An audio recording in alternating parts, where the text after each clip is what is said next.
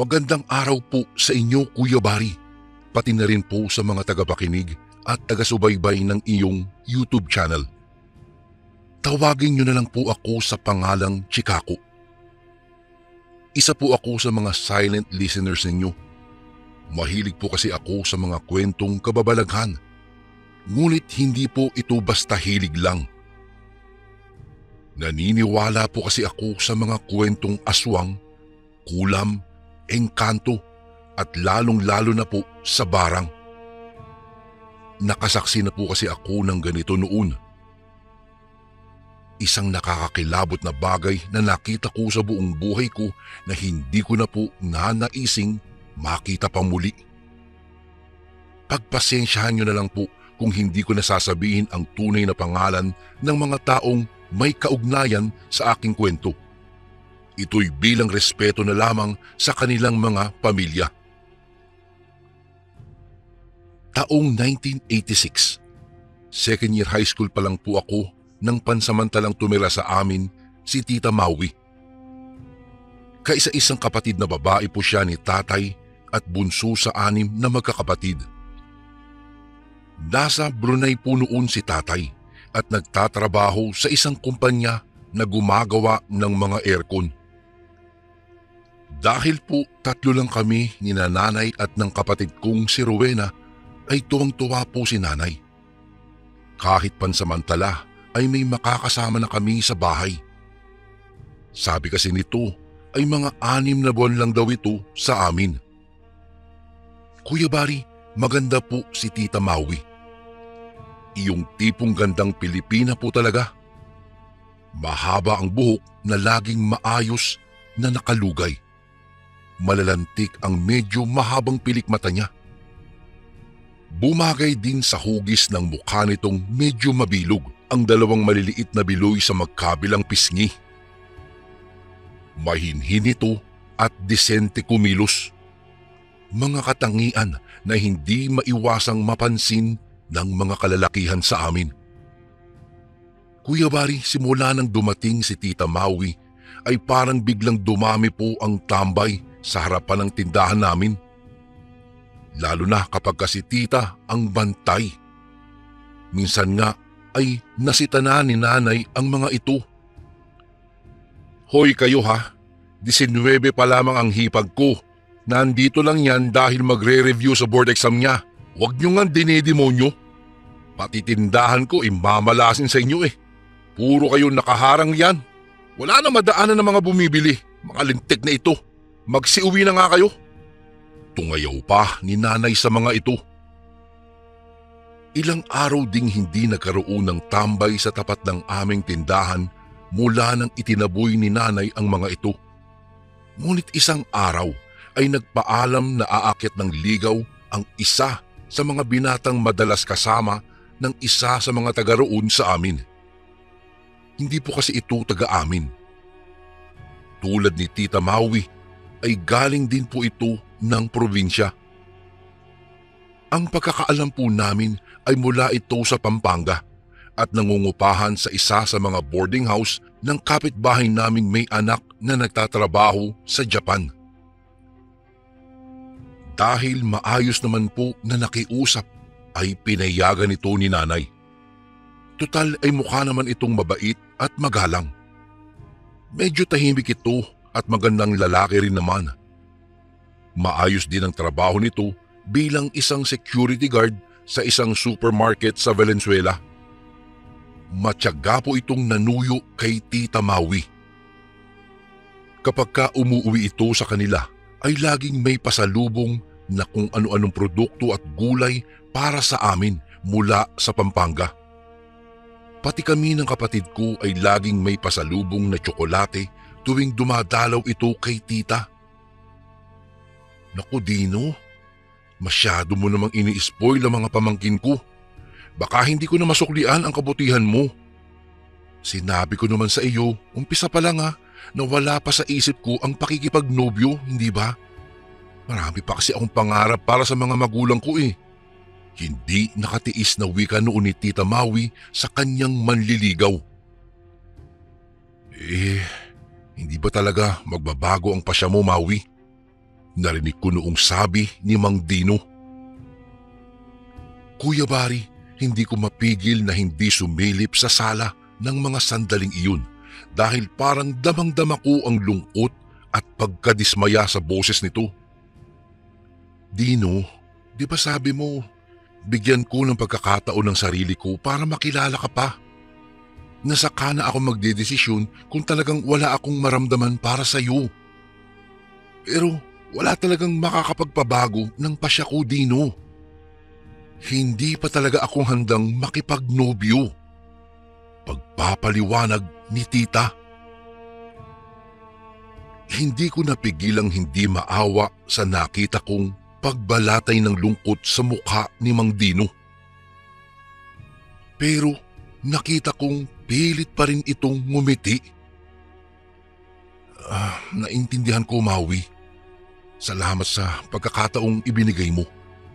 Huwag kang mag-alala, wala akong hinanakit sa iyo. Nagpapasalamat pa nga ako at naging tapat ka sa damdamin mo. Wika ni Mang Dino, saka ito nagpaalam na. Hindi na nga ito muling dumalaw pa sa bahay, Kuya Bari. Hindi na rin ito bumibili sa tindahan namin kapag ginabi ito ng uwi. Madalas nga ay parang umiiwas na itong dumaan sa tapat ng tindahan namin. Hanggang nabalitaan namin na umalis na ito sa boarding house na iniupahan niya. Ang sabi ay umuwi na ito sa Pampanga dahil namatay ang tatay nito. Doon na din daw muna ito habang hinihintay ang sulat mula sa agency na inaplayan nito papuntang Saudi. Nanghihinayang si nanay para kay Mang Dino. Mabait kasi ito at sabi ni nanay ay mukha namang responsable at may pangarap sa buhay. Hindi katulad ng ibang taga sa amin na puro tambay at basketball lang ang alam. Ngunit wala itong magagawa dahil hindi interesado ang tita Maui ko sa usaping pag-ibig. Katwiran nito ay bata pa siya at marami pang higit pa kay Dino ang pwede niyang makilala. Baka raw isa sa mga ito ang nakatadhana sa kanya at hindi si Mang Dino. Ilang buwan po matapos ang review ni tita ay kumuha na nga ito ng board exam. Ngunit nais nito ay sa probinsya na lamang hintayin ang resulta. Tutal ay pinapaskil naman sa mga pahayagan ang mga nakapasa. Ngunit nakiusap si nanay na hintaying matapos ang kontrata ni tatay at makauwi. Hintayin mo na lang, Maui, ang kuya mo na makauwi. Tutal 4 na buwan na lang naman. Para sabay-sabay tayong umuwi ng Laguna para naman makadalaw naman kami kila tatang at nanang. Isipin mo na lang na 2 ang hinihintay mo. Ang resulta ng board exam at ang pag-uwi ng kuya mo. Pangungumbinsing wika ni nanay kay tita Maui. Batid kasi ni nanay na nasasabik ang tita Maui ko na makauwi na dahil nag-aalala ito kina lolo at lola. Palibhasa nga kasi bunso at unang beses malayo ng medyo matagal sa piling ng kanyang mga magulang. Ilang linggo na lang noon bago umuwi si tatay ay nakaramdam ng kakaiba si tita isang umaga. Hindi nito maidilat masyado ang mga mata niya dahil sa nagluluha ito at nangangati ang mga gilid ng kanyang talukap. Pero matapos maghilamos ay saglit itong nawala. Hindi na lang ito pinansin pa ni tita Maui. Inakala namin noon na baka simptomas lang iyon ng sore eyes dahil masyadong mainit noong mga panahong iyon, Kuya Bari. Subalit makalipas ang 3 araw ay dumaing na si tita na hindi raw ito makatulog sa gabi dahil sa sobrang pangangati ng kanyang buong mukha. Pakiramdam daw niya ay may mga kung ano-anong kumikislot sa bawat maliliit na butas ng kanyang balat. May mga puting parang balakubak din kaming nakita na nakakulapol sa kanyang kilay at sa may patilya. Ganoon din sa kanyang pilikmata. Naku Maui, siguro kailangan mo ng mga pampahid sa mukha. Alam mo dalaga ka na kasi, kaya dapat may nilalagay ka na rin sa mukha mo tulad ng Eskinol. Masyado na yatang dry ang balat mo kaya ganyan. Teka sandali, meron sa tindahan ikukuha kita. Kuskusin mo lang maigi para mawala ang kati. Suwestyon ni nanay kay tita. Nang gabing iyon ay medyo nakatulog si tita. Hindi ko nararamdaman na balisa ito sa kanyang hinihigaan. Nasa iisang silid lang kasi kami Kuya Bari, kaya kahit magkaiba kami ng higaan ay nagigising ako kapag hindi rin makatulog si tita. Panay kasi ang tayo nito at bukas ng ilaw. Ngunit madaling araw ay naalipungatan ako nang marinig ko na umiiyak si tita. Pupungas-pungas akong bumangon at binuksan ang ilaw. Laking gulat ko Kuya Bari nang makita ko ang hitsura ni Tita Maui. Magang-magana ang mga mata nito at tila dumadami ang balakubak na nakadikit sa buong mukha niya. Nakaramdam bigla ako ng pangingilabot na di ko mawari noon Kuya Bari, kaya nataranta po akong ginising agad si nanay. Hangos naman na napasugod si nanay sa silid namin ni tita. Pati ito ay parang nanghilakbot sa nakitang hitsura ng Tita Maui ko. Halos hindi na ito makadilat sa dami ng puting parang balakubak sa gilid ng talukap at mga mata nito. Naku Maui, baka nagkaroon ka ng allergy doon sa binigay kong panlagay sa mukha. Teka, maghilamos ka kaya muna ng maligamgam na tubig. Bukas na bukas papacheck up tayo ha, at baka lalo pang lumalayan. Ani ni nanay at inalalayan si tita papuntang lababo. Naiwan ako sa silid upang ihanda ang bihisan ni tita at pagpagansana ang hinihigaan nito. Naisip ko kasi na baka may nakapasok lang na higad dahil sa malapit ang higaan nito sa bintana. Sa tapat kasi ng bintana ay may puno ng mangga. Subalit, nangunot ang noo ko nang makakita ako ng kulay mapusyaw na abong parang maliliit na hanip o kuyumad na gumagapang sa unan ni Tita Maui. Hindi naman ito gaano karami para mabahala ako, pero hindi ko maiwasan ang magtaka. Hindi ko na lamang ito pinansin Kuya Bari. Pinagpag ko na lamang ito at sinuyod ng tingin ang buong higaan para matiyak na walang higad na maaaring nadikit sa mukha ni tita kaya ito namaga. Maaga nga ng araw ding iyon ay isinama ni nanay si Tita Maui sa isang doktor sa balat. Natatakot kasi si nanay na baka dahil sa ibinigay niyang pampahid sa mukha kaya nagkaganoon si tita. Namangha naman si nanay sa resulta ng check-up. Ang sabi kasi ng doktor ay mayroong parasitos sa balat si tita na kung tawagin ay Tiriasis palpebrerum o kuto sa balat. Nakukuha umano ito sa paghawak sa maselang bahagi ng katawan at humahawa sa mga parte ng katawang may buhok. Kadalasan din daw itong nakukuha sa hindi malinis na pakikipagtalik. Bagay na nakapagtataka naman po Kuya Bari dahil dalaga pa po si tita at malinis ito sa kanyang katawan. Hindi na lang kumibo si nanay kahit nagtataka siya. Binili na lamang nila ang lahat ng mga gamot na pampahid na inireseta ng doktor para kay Tita Maui. Ngunit sa halip na gumaling Kuya Bari ay parang lalong kumalat na ang mga pantal-pantal at mga balakubak sa mukha ni tita. Naglalangib na ito sa sobrang kapal. Nagdikit-dikit na ang mga pilikmata nito at nagnanaknak na ang mga sugat sa gilid.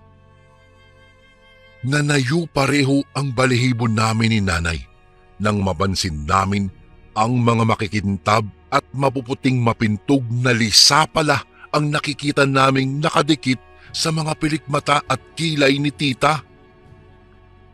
Pati po yata bawat puno ng mga balgon niya ay may mga lisa. Pinagtutulungan po namin itong tanggalin ni nanay. Ngunit ilang oras lang ay mayroon na naman at parang lalo tuloy dumadami, bagay na ipinagtataka talaga namin. Isang bagay pa na nakapagtataka dahil ang mga lisa at langib ay parang doon lang po sa mga parte ng katawan niyang may maliliit na buhok at nakikita, tulad po ng braso, kamay, hita at mukha. Wala naman po kaming nakikitang kuto sa katawan niya, lalong-lalo na sa ulo niya. Ni isang kuto o lisa ay wala po talaga.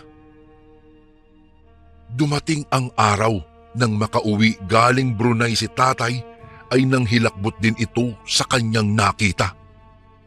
Namamayat na po kasi si tita dahil hindi na nakakakain ng maayos at hindi na rin nakakatulog ng sapat. Alam na ba ito ng mga nanang at tatang? Tiyak na mag-aalala ang mga iyon. Ani ni tatay kay nanay nang dumating ito.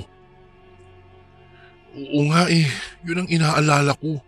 Pero hindi ko muna ipinaalam Kahit nga sa'yo, ayoko mag-alala ka. Tutal ka ako ay pauwi ka na rin naman. Hindi ko naman pinabayaan si Maui Sa katunayan nga, dinala ko pa siya sa isang espesyalista sa balat. Kaya lang ay parang lalong lumalala. Sagot ni nanay noon habang minamasdan si tita na nakatulog ng saglit ng mga sandaling iyon. Nanay, hindi po kaya nanuno si tiya dyan sa puno ng aratilis o kaya dun sa puno ng mangga? Sabat ko naman kay nanay. Kitang-kita ko kasi ang magkahalong pag-aalala at pagtataka sa mukha ni tatay nang sabihin ni nanay ang sinabing sakit ni tita. Anak naman, hindi na uso ang mga nuno na yan. Nakarating na nga ang tao sa buwan. Sa ingay dito sa atin, naku po, tiyak na nag-alsa baluta na ang mga hinayupak na yan sa takot. Pagpipiloso pong ani naman ni tatay. Kuya Bari, si tatay kasi ay hindi ito naniniwala sa mga nuno-nuno o lamang lupa o kahit anong kababalaghan. Pero alam mo, yan na lang talaga ang hindi ko pa nasusubukan. Hindi ko pa napapatingnan sa magtatawas si Maui. Wala namang mawawala kung susubukan natin Kawawa naman kasi si Maui. Parang hinang-hina na siya tingnan mo.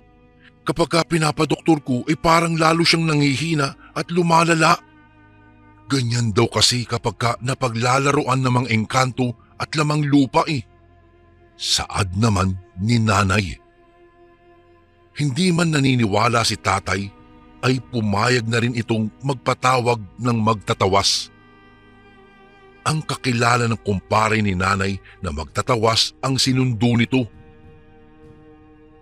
Hindi ito gawa ng mga elemento, iha. Isang mabagsik na barang ito. Ani ni Mang Damian matapos tawasin si tita. Oh, ba't hindi mo pagamutin? Alam mo na nga ang sakit Inis na sikmat ni tatay. Aburido na ito sa labis na pag-aalala. Magtatawas po ako. Mga elemento lang ang kaya ng orasyon ko. Wala akong kaalaman sa panggagamot ng nabarang. Isang mahusay na albularyo ang kailangan ninyo. Tugon naman ni Mang Damian. Ano yun? Para ba kayong mga doktor din? May mga espesyalista pa sa kung anong sakit? Kung ganun, parang check-up lang pala yung sa iyo. Ganun po ba? Nanlalaki na butas ng ilong na ani pa ni tatay. Hindi na nito maitago ang inis na kanina pa pinipigil. Natigil lamang ito nang biglang umiyak na si Tita Maui. Umuwi na lang tayo, kuya. Nag-aalala na tiyak si nanang at tatang dahil natatagalan na ako dito sa inyo. Humihikbing ani ni Tita Maui. Kung kaya't nagpasya na nga si tatay na sabay-sabay na lang kaming umuwi ng probinsya. At hindi nga nagtagal ay bumiyahe na sila. Pagdating doon, ganoon na lamang ang hagulgol ng mga lolo at lola ko sa nakitang ayos ng bunso nila. Hindi makapaniwala ang mga ito na mayroong walang pusong gagawa ng ganoon sa tita Maui ko. Mabait naman ito, Kuya Bari, at palakaibigan, kaya takang-taka sila. Nabarang daw siya, Nanang. Duda ni Anselma ay yung binasted ni Maui na manliligaw ang may gawa niyan. Nag-aalalang wika ni tatay. Nakita ko ang pagtiimbagang ni Lolo nang sabihin ni tatay ito. Kinabukasan din ay niyaya agad nitong bumiyahe si tatay gamit ang owner namin upang sunduin sa Masbate ang kakilala nitong manggagamot. Dati kasing sundalo si Lolo na nadestino sa Masbate, Kuya Bari. Naging kaibigan daw niya ang matandang si Mang Luis na mahusay umanong magbalik ng barang sa sino mang gumawa nito. 2 araw bago sila tatay nakabalik ng Laguna kasama si Mang Luis.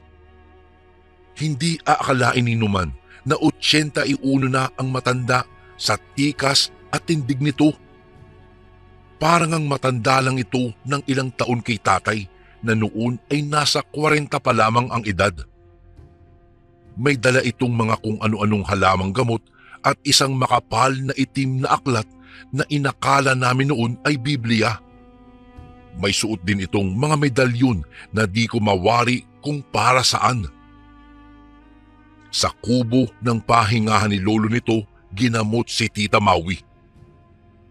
Dahil bubong lang ito at walang dingding, ay malaya kaming nanood sa ginagawa nito. Hindi lang nito pinalapit si Rowena dahil baka raw tamaan ng telamsik ng orasyon. Mahina kasi ang resistensya ng kapatid ko dahil may hika ito. Nakita naming pinahiga nito si Tita Maui sa papag ni Lolo na sinapinan ng kumot na kulay puti. Pagkatapos ay mabilis na kumibot-kibot ang mga labi nito na parabang nagdarasal habang idinadaan sa ibabaw ng katawan ni Tita ang isang hugis tatsulok nitong medalyon. Matapos ang ilang minutong pagkibot ng mga labi nito, ay ipinatong naman ito sa tiyan ni Tita ang makapal na itim na aklat. Muli itong umusal ng mga orasyon at mga banyagang kataga. Maya-maya ay nakita naming itinapat nito sa ibabaw ng aklat at kanang kamay nito. Ganoon na lamang po, Kuya Bari, ang pamimilog ng mga mata namin nang unti-unting umangat ang makapal na aklat na iyon sa ere. Dahan-dahan itong dumikit sa kamay ng matanda. Ilang saglit ding nanatili iyon sa ganoong posisyon habang patuloy na umuusal ng mga pabulong na dasal si Mang Luis. Nagulat na lang kami nang biglaring umangat ng bahagya ang katawan ni Tita mula sa papag. Maya-maya ay nagwala ito at nagsisigaw. "Tama na! Tama na! Hindi ko sinasadya!" Sigaw ng tinig ng isang lalaki na nagmumula sa bibig ni Tita Maui. "Magpakilala ka! Ikaw ba si Dino Magpayo?" Mataginting na ani ng matandang manggagamot. Wag mo mabanggit-banggit ang traidor na iyon." Asik naman na boses ng lalaki. Nagkatinginan kami nila nanay. Kung hindi pala ito si Mang Dino, ay sino ito? Wala kaming ibang alam na maaaring gumawa ng masama kay Tita kung hindi si Mang Dino lamang dahil may motibo ito. "Kung ganoon, tawagin mo pabalik ang mga pinakawalan mong insekto. Bawiin mo ang ikinarga mong orasyon bago ko ito ibalik sa iyo." Pagbabanta ni Mang Luis. Ngunit hindi na umimik ang boses, Kuya Bari. Nang muling magpakawala ng orasyon ang matanda, ay lumakas ang sigaw nito at pagwawala. Hindi ko magagawa. Hindi ko alam na mga orasyon na pambarang ang laman ng botelya. Akala ko simpleng kulam lang. Muling sigaw ng tinig na tila hirap na. Sinabi rin itong nabili lamang niya ang garapa na naglalaman ng orasyon ng barang sa isang nagtitinda ng halamang gamot sa tapat ng simbahan. Ang sabi umano nito sa kanya ay ilagay lang niya ang pangalan ng nais niyang gantihan. Pwede rin umano iyon panggayuma pala, kaya sinubukan niya. Ngunit hindi niya alam papaano ito mapapawalang bisa. Nakita namin sa mata ni Mang Luis ang awa pero saglit lang. Kung ganoon, wala akong magagawa kung hindi ibalik ito sa iyo. Saad pa nito sabay pakawala ng mga bulong sa hangin. Pagkatapos ay pinahira nito ng langis mula sa dala nitong munting sisidlan ang mukha, braso, paa at mga daliri ni Tita Maui. Maya-maya lang ay kitang-kita namin, Kuya Bari, nang dahan-dahang maglabasan sa katawan ni Tita Maui ang napakaraming mga kuyumad, hanip at parang maliliit na langgam. Napuno ng mga ito ang buong sapin na puti ng papag na hinihigaan ni Tita. Nagtatayuan noon ang mga balahibo ko sa sobrang kilabot, Kuya Bari. Hindi ko mawari kung nandidiri ba ako o nakikiliti sa dami ng maliliit na insektong lumalabas kahit sa talukap ng mata ng tita ko. Nakita namin nang magsipasok ang mga ito sa loob ng garapa na inilagay ni Mang Luis sa dulo ng papag. Hanggang naubos ito. Pinakahuling lumabas ay mapintog na kuto na parang may sungot. Kitang-kita ito dahil namumukod-tangi ang laki at may manipis pang pakpak. Ayon sa albularyo, iyon daw ang pinakaina ng mga kutong halos ilang buwan na ring nagpapahirap kay Tita Maui. Muling pinahira ni Mang Luis ng langis si Tita na noon ay nahimatay na dahil sa sakit at panghihina. Butas-butas na ang mukha nito at mga balat sa liig, braso at kamay. Dumudugo rin ang mga butas ng balat nito sa paa at hita. Nilinis ito ni Lola ng inorasyon ng puting tela ni Mang Luis. Pagkatapos ay binuhat na ni Tatay si Tita para ipasok sa silid at mabihisan. Sinunog ni na Lolo ang mga pinaghubaran nito. Kinabukasan ay natuwa kami nang makitang maayos na si Tita Maui. Walang bakas ng anumang sugat ito sa katawan niya. Wala na rin ang mga lisa sa bawat hibla ng kanyang pilikmata at mga balbon. Para bang walang anumang nangyari dito, Kuya Bari. Parang isang himala. Parang hindi ito nagdaan sa sobrang hirap ng gamutan kahapon. Samantala, hindi naman tinanggap ni Mang Luis ang bayad na ibinibigay ni Tatay. Sa halip ay nagpasalamat pa nga ito at muling nagkasama ang lolo ko at nakapagbakasyon pa raw ito sa Laguna ng ilang araw. Pero kahit papaano ay pinabaunan ito nila Tatay ng maraming mangga at lansones. Pag-uwi rin nila Tatay mula sa paghatid kay Mang Luis ay marami rin silang bitbit na daing na pusit at mga garapon ng mga katas ng halamang gamot. Ilang linggo pa kaming nanatili kina Lolo bago kami umuwi. Muli naming nakita si Mang Dino. Nangungupahan ulit ito sa kapitbahay namin na may-ari ng boarding house na dati nitong inukupa. Napag-alaman namin na kagagaling lang din ito sa sakit ng tulad ng kay Tita. Hindi raw nito alam kung papaano gumaling na lang ito ng kusa matapos itong pahirapan ng pangangati ng ilang buwan. Kung kaya't sinabi ni nanay dito ang dahilan. Kaya napilitan itong magtapat. Marahil daw ay ang kaboardmate niya ang may gawa. Dahil nagpapalakad umano ito kay Mang Dino. Pero sa halip na ilakad ito ay si Mang Dino ang nanligaw kay Tita Maui. Simula raw noon ay hindi na niya ito nakasundo kaya umalis siya sa boarding house. Nagkaroon siya ng dahilan na umuwi sa kanila nang mamatay daw ang tatay niya. Kaya daw siya bumalik ay para mag-ayos muli ng mga requirements para sa inaplayang trabaho sa Saudi Arabia. Napag-alaman din namin na wala na sa boarding house na iyon ang lalaking boardmate ni Mang Dino. Ang sabi ng kasera ay nagkasakit daw ito kaya umuwi ng probinsya. Kaya mula nang mangyari po iyon, Kuya Bari, ay naniwala na rin si tatay sa mga kababalaghan.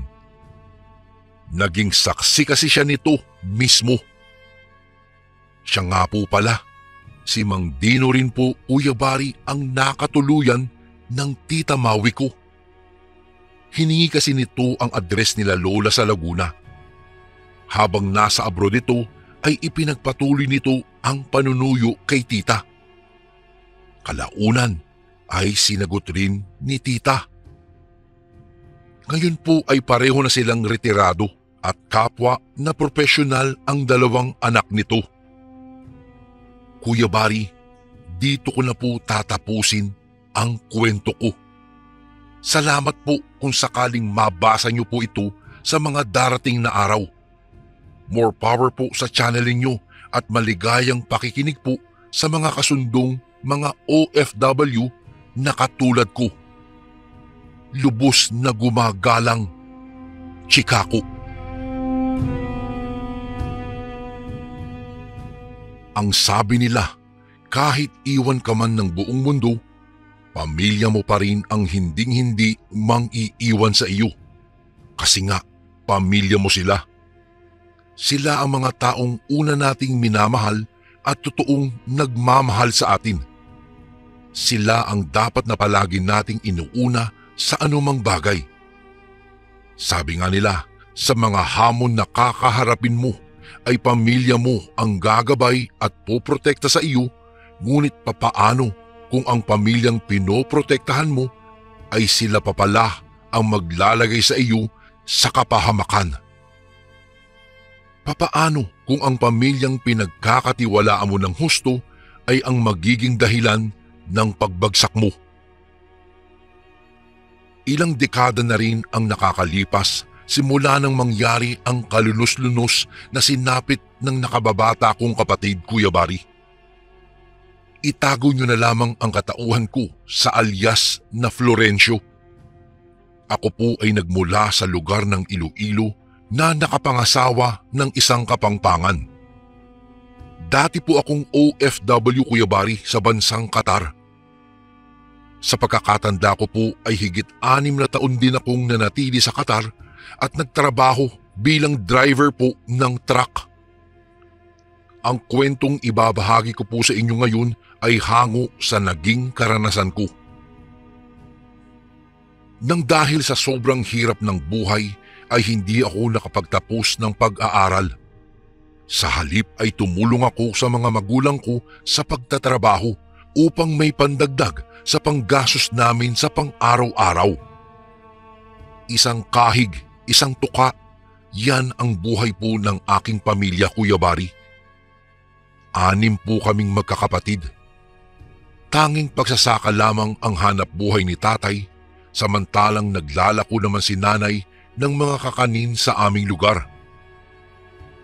Nang mabigyan ako ng oportunidad na makapagtrabaho sa ibang bansa ay hindi na ako nagdalawang isip pa at kaagad na kinuha ang pagkakataong iyon. Kagaya po nung una kong binanggit ay halos 6 na taon din akong nanatili sa Qatar. Todo kayod ako sa ibang bansa, may mapadala lang na pera sa aking pamilya. Ngunit nang makatanggap ako ng balita mula sa malayo kong kamag-anak, ang kalunos-lunos na sinapit ng bunso kong kapatid, ay kaagad akong umuwi sa Pilipinas. Ayon sa natanggap kong balita, natagpo ang patay daw ang kapatid ko. Florencio, wala na si Noel. Wala na ang kapatid mo. Balitang unang bumungad sa akin nang muli akong makauwi sa amin. Halos hindi ako makapaniwala sa aking mga narinig. Nang mga sandaling iyon, pakiramdam ko parang biglang gumuho ang mundo ko. Ni hindi ko man lang namalayan na nakalapit at nakayakap na pala ako sa kabaong ng bunso kong kapatid. Iyak ako ng iyak. Hindi ko na pinansin ang mga taong nasa paligid. Nang mga sandaling iyon ay talagang gulong-gulo ang isipan ko. Nang tuluyan akong nahimasmasan ay sakalang ako lumapit kila nanay. Naabutan ko pa silang nasa isang sulok at tahimik na umiiyak. Nang makalapit ako kila nanay ay kaagad ko silang tinanong kung ano ang nangyari. Hindi sila sumagot. Iyak lang ng iyak si nanay kaya nadala ako. Niyakap ko siya at sinabing magiging maayos din ang lahat. Nang kumalma si nanay ay saka ko hinanap sina Krishna at tatay. Una kong natagpuan si tatay na nakikipag-usap sa mga kamag-anak namin. Naabutan ko naman si Krishna sa loob ng kwarto niya at nagmumukmok. Iyak din ito ng iyak.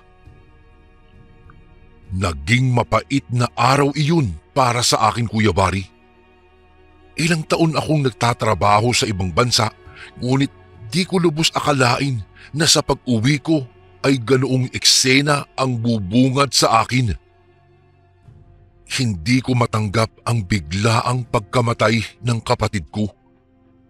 Ni wala siyang sugat o pasang natamo. Sa pagkakaalam ko rin ay malusog siya, kaya ganoon na lamang ang pagtataka ko kung bakit ito biglaang namatay. Maraming mga kamag-anak namin, Kuya Bari, ang dumalo sa lamay. Ilang araw ding dinao sa bahay ang lamay. Sa burol ng kapatid ko ay mas maraming mga tao ang nakilibing. Maraming mga katanungan pa rin ang nabuo sa isipan ko. Matapos po ang libing ay ilang araw ding walang kabuhay-buhay ang pamilya namin. Naiintindihan ko sila dahil maging ako po ay biglang nawalan din ng kulay ang buhay dahil sa biglaang pagkamatay ng bunso naming kapatid. Ilang buwan din ang tinagal bago kami unti-unting nakabangon. Nang sumunod na araw ay naging abala sila nanay sa kanilang negosyo, ang pagbebenta ng mga karne. Hindi ko maitatanggi na malaki ang ipinagbago ng aming buhay simula nang makapag-abroad po ako. Nakapundar kami ng bahay at lupa. Nakapagpatayo na rin kami ng sari-sari store at maging ang katayan ng mga karne na siyang pinamamahalaan ng mga magulang namin. Unti-unting naging maayos na rin si Krishna. Ngunit kapansin-pansin ang pagiging malumanay niya. Nagkausap na rin naman kami, ngunit panandalian lamang dahil palagi itong wala sa bahay. Hindi ko rin naman hinihigpitan ang kapatid ko dahil alam kong nagluluksa pa rin siya dahil sa pagkamatay ni Noel. Inayos ko rin ang buhay ko. Nagpatuloy ako sa buhay. Ako ang namahala sa aming sari-sari store. Hindi kalaunan ay naging maayos naman ang lahat. Totoo nga ang kasabihan na hanggat may buhay ay may pag-asa. Isang araw, bigla na lamang umusbong ang balibalita sa aming lugar na maraming mga tao raw ang nabiktima ng barang. Ilan daw sa kanila ay nakaligtas, ngunit karamihan sa kanila ay nasawi. Marami ang natakot dahil sa pangyayaring iyon. Ayon pa sa mga albularyo ay masyadong malakas daw ang mambabarang at maging ang lakas na taglay nila ay hindi kayang pantayan ang mga ito. Dahilan din siguro kung bakit hindi nila isinisiwalat kung sino ang mambabarang na iyon. May haka-haka rin akong narinig na mga mambabarang daw sila, Nanay. Labis akong nagalit nang narinig ko ang pagbibintang ng mga tao sa mga magulang ko. Mabilis na kumalat ang haka-hakang iyon hanggang sa umabot sa punto na kailangan ng ipasara nila Nanay ang katayan ng karne dahil tuluyang umaalis ang mga customer namin. Agad naman akong nagreklamo sa barangay dahil sa matinding bintang ng mga tao. Wala naman silang matibay na ebidensya kaya pumanig sa aking pamilya ang karapat-dapat na batas. Binigyan kami ng mga otoridad ng seguridad laban sa mga taong nanggugulo sa amin. Simula po nang mangyari ang insidenteng iyon ay mas lalo kaming naging maingat sa aming mga kilos, lalong-lalo na at alam ko na bantay sarado pa rin sa amin ang mga tao. Hindi ko rin maiwasan na magtaka kung bakit nila bigla ang pinagbibintangan ang mga magulang ko. Mag-isa lamang ako sa bahay ng tanghaling iyon. Namalengke sina Nanay at Tatay samantalang si Krishna naman ay may pinuntahan sila ng mga kaibigan niya. Nakahiga ako sa sofa ng mga sandaling iyon nang maisipan kong linisin ang loob ng bahay. Mabilis akong bumangon at ginawa ang aking pakay. Una ko noong nilinis ang sala. Sinunod ko naman ang kwarto naming magkakapatid. Napabilis naman ang paglilinis ano pat hindi naman karumihan ang buong bahay hanggang sa nakarating ako sa kwarto nila Nanay. Kusa akong natigilan nang pagpasok ko sa kwarto ay sumalubong sa akin ang malinis na paligid.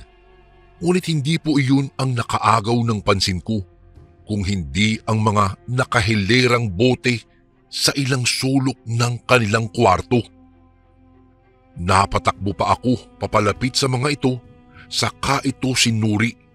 Ngunit ganoon na lamang po ang pagkagulat ko nang mapagtanto ko na mga insekto pala ang nasa loob ng bawat bote. Karamihan sa mga ito ay mga nagsisilakihang mga ipis, langaw, uod at palaka. Hindi ko maiwasan na magtaka at mapatanong kung bakit may mga ganoong bagay sa loob ng kwarto nila Nanay.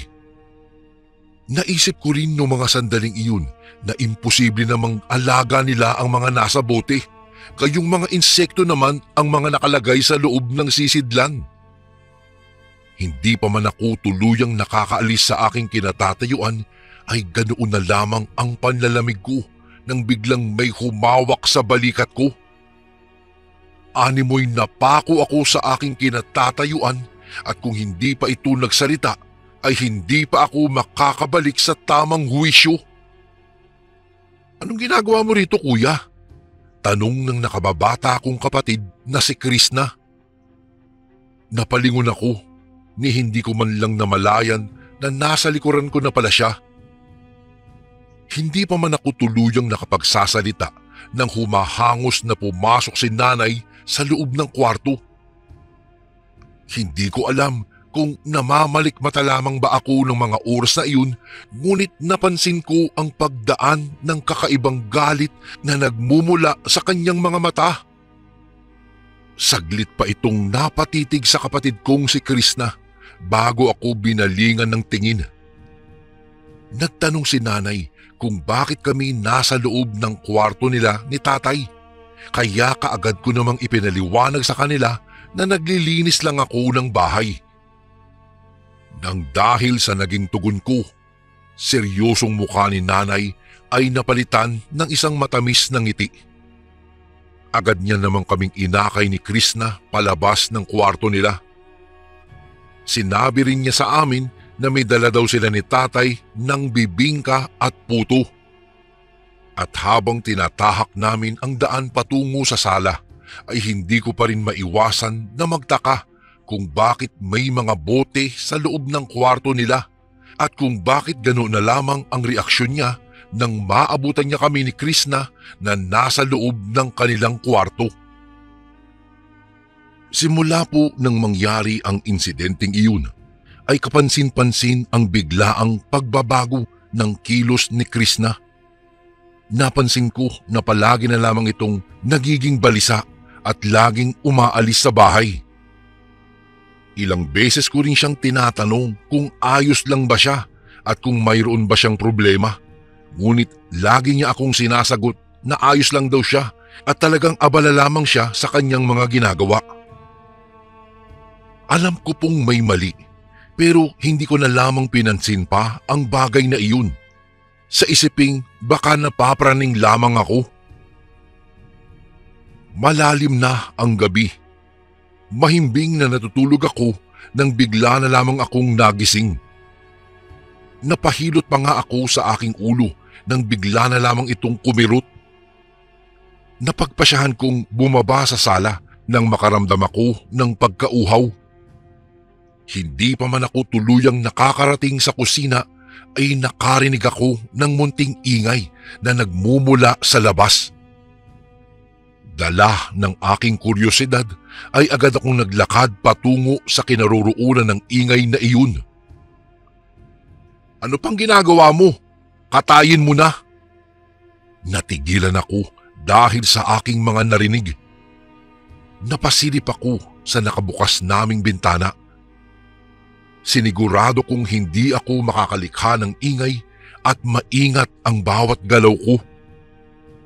Nang tuluyan akong nakasilip sa nakabukas na bintana, nagitla ako sa aking nasaksihan. Bumungad sa akin ang kapatid kong si Krishna. Nakagapos siya at may takip din ang bibig nito upang hindi makapaglikha ng ingay. May namumuong luha sa mga mata ng kapatid ko at bakasang takot sa mukha habang nakatitig kila tatay na may hawak na itak. Nang mga sandaling iyon ay galit ang umapaw sa akin. Halos hindi ako makapaniwala sa aking mga nadiskubre. Hindi ko akalain na totoo pala ang binibintang ng mga tao kila nanay, ngunit hindi ko maintindihan ay kung bakit kaya nilang saktan ang sarili nilang anak. Hindi ko alam kung ano po ang nasa isip ko ng gabing iyon, ngunit basta na lamang akong lumabas mula sa aking pinagtataguan. Sa sobrang bilis ng pangyayari, namalayan ko na lamang na sinugod ko na sila. "Mga demonyo kayo! Anong ginagawa ninyo?" sigaw ko. Mukhang hindi napaghandaan nila tatay ang biglaang pagsugod ko sa kanila dahil madali kong naagaw sa kanya ang itak na hawak-hawak niya. Malakas na sinipa ko si tatay nang akmang lalapit siya sa akin. Hindi ko mapigilan ang manginig, hindi dahil sa takot, kung hindi dahil sa pagkasuklam at galit. Bahagya kong itinutok sa kanya ang itak na hawak ko. Nang dahil sa ginawa ko ay napasigaw si nanay. Napako si tatay sa kanyang kinatatayuan. Alam kong nagulat din siya dahil sa ginawa ko. Galit na inutusan ko si nanay na kalagan niya ng tali si Krishna. Noong una ay nag-aalinlangan pa siya, ngunit nang ilabit ko lalo kay tatay ang itak ay saka sinunod niya ang utos ko. Nanginginig na napatayo pa si Krishna at tumakbo papunta sa likuran ko. Hikbi siya ng hikbi. Awang-awa ako sa kalagayan ng kapatid ko, ngunit mas nangibabaw pa rin sa akin ang aking galit. Sinabihan ko si Krishna na tumakbo na, ngunit nagmatigas siya at sinabing hindi niya ako iiwan. Hindi pa man ako nakakaalis mula sa kinatatayuan ko, ay gano'n na lamang ang pagkagulat ko nang bigla akong sinipa ni Itay. Hindi ko inaasahan ang biglaang pag-atake niya. Nahulog ko ang itak na hawak-hawak ko. Maging si Chris na Kuyabari ay napasigaw na rin dahil sa pangyayari. Napadaing pa nga ako dahil sa sobrang lakas ng pagkakasipa sa akin ni Itay. Hindi ko ininda ang sakit na nararamdaman ko. Inipon ko lang ang buo kong lakas saka nakipagpalitan ng suntok kay tatay. Sumigaw pa nga si tatay at sinabing papatay niya rin kami ni Chris na kagaya ng ginawa nila ni nanay kay Noel. Para akong binantuan ng mainit na tubig dahil nagulat ako sa aking narinig. Mas lalong nandilim ang paningin ko. Napasigaw pa ako at sinabi kong ipaghihiganti ko ang pagkamatay ni Noel. Hindi ko sukat akalain na mga halimaw pala sila. Papaano nila nagawa ang bagay na iyon sa sarili nilang anak?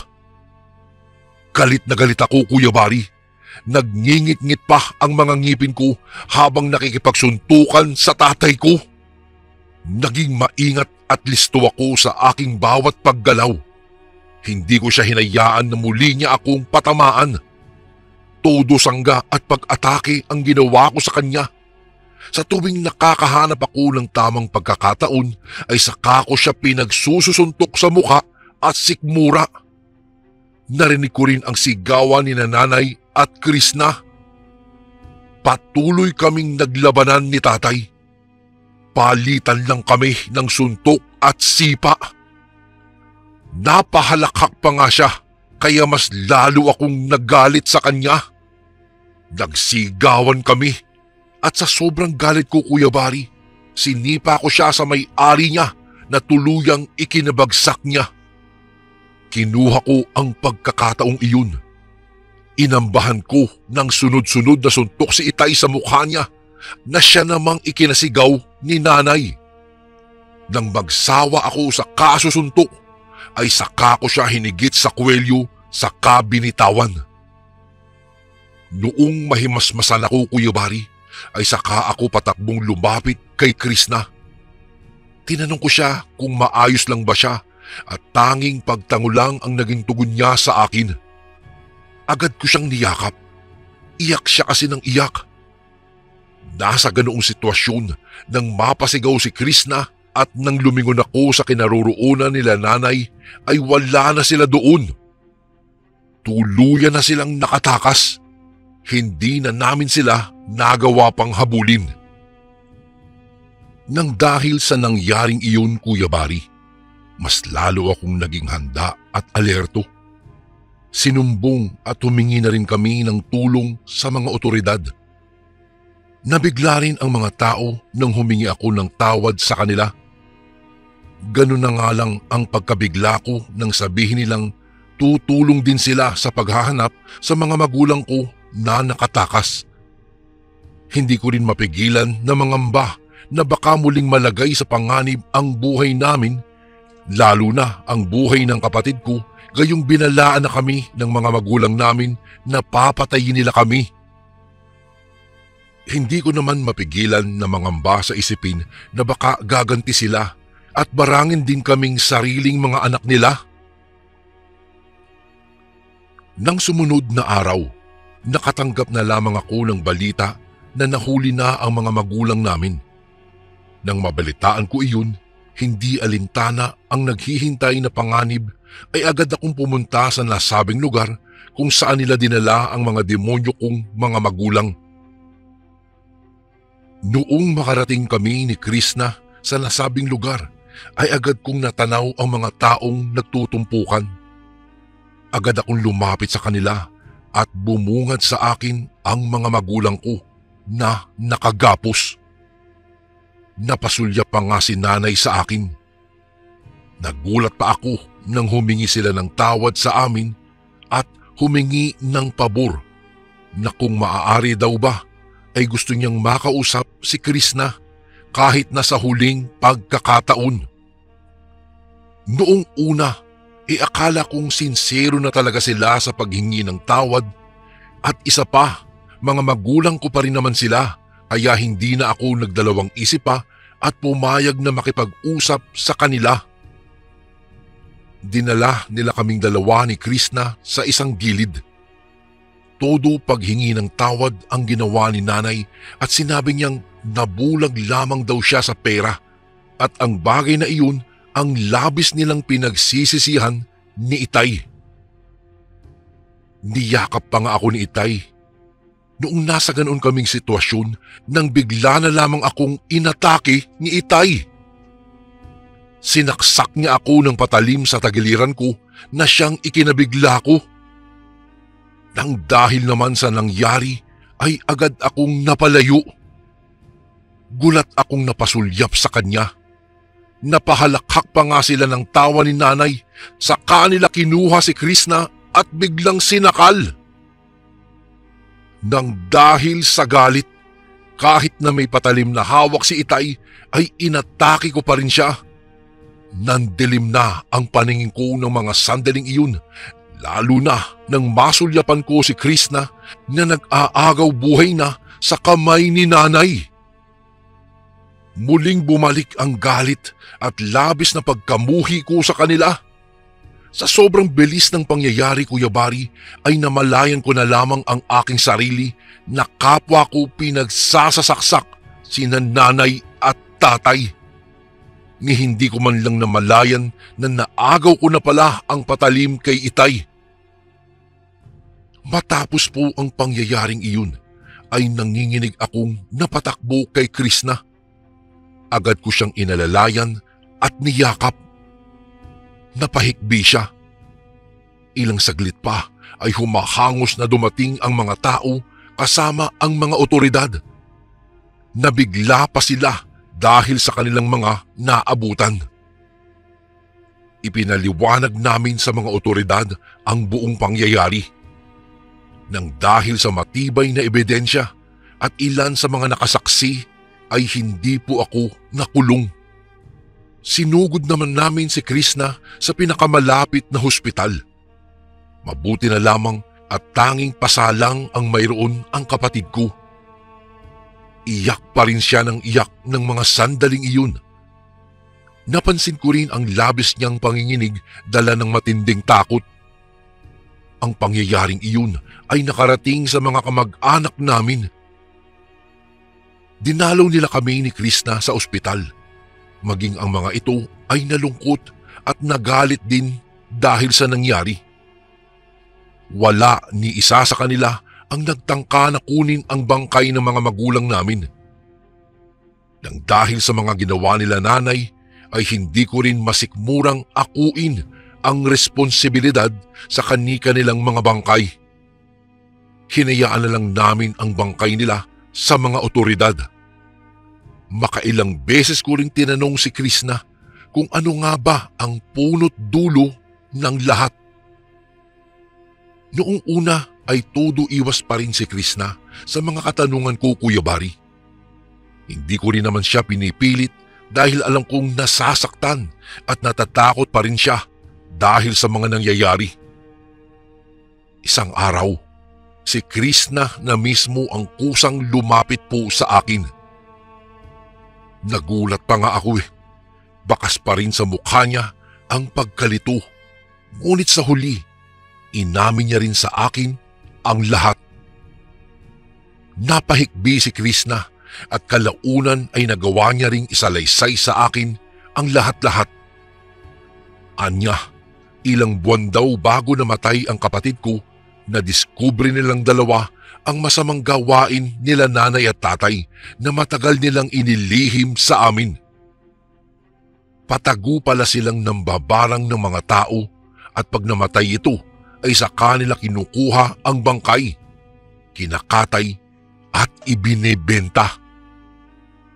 Nadiskubre daw ng kapatid ko ang ginagawa nilang iyon. Nagtangka nga raw si Noel na magsumbong sa mga pulis. Ngunit bago pa man niya iyon nagawa, ay tinamaan na siya ng malubhang karamdaman dahilan ng pagkamatay nito. Ayon pa kay Krishna ay malakas ang kutob niya na binarang nila nanay itong si Noel. Hindi halos ako makapaniwala sa aking mga narinig. tuluyan ng naging malinaw sa akin ang lahat-lahat. Ang mga insektong nasa bote pala ay kanilang mga alaga at ginagamit nila ito sa kanilang pambabarang. Halos hindi pa rin ako makapaniwala na sila tatay pala ang dahilan kung bakit namatay ang kapatid naming si Noel. Galit ang siyang nag-uumapaw sa akin ng mga sandaling iyon. Ang mabuti lang nito ay nagawa ko pa ring iligtas ang nakababata kong kapatid. Ngunit ang mga pangyayaring iyon ay nagbigay ng matinding trauma sa kanya, dahilan din kung bakit hindi siya gaano nakikihalubilo na sa mga tao sa kasalukuyan. Naiintindihan ko ang kapatid ko, Kuya Bari. Hindi naging madali ang mga pinagdadaanan niya sa buhay. Hindi pa rin ako makapaniwala na magagawa nila inay ang bagay na iyon. Hindi na rin ako bumalik pa sa abroad hanggang sa nakapag-asawa at nakabuo ako ng pamilya ay lagi ko pa rin kasama ang kapatid kong si Krishna. Nang dahil po sa pangyayaring iyon, maraming aral po akong natutunan at iyon ay ang huwag lubusang magtiwala dahil kahit ang sarili mo pang kadugo ay kaya kang saksakin patalikod nang hindi mo namamalayan. Dito ko na po tatapusin ang aking kwento, Kuya Bari. Sana po ay mapili niyo rin pong basahin ito sa mga darating na araw. More power po and God bless po sa lahat ng kasundong nakikinig ngayon. Lubos na gumagalang, Florencio. And again, maraming salamat po mga kasundo. Don't forget to subscribe and i-click nyo lang po yung bell na button para updated po kayo sa mga upcoming videos namin na paparating. Maraming salamat po ulit. God bless and ingat po lagi dyan. Ito po si Kuya Bari at ako ang Sundo.